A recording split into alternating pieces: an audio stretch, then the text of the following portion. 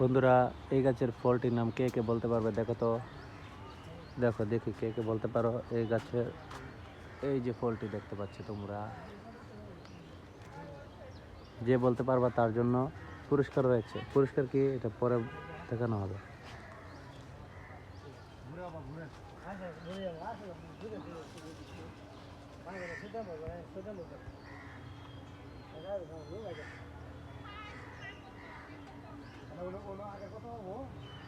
আবার এক হাসি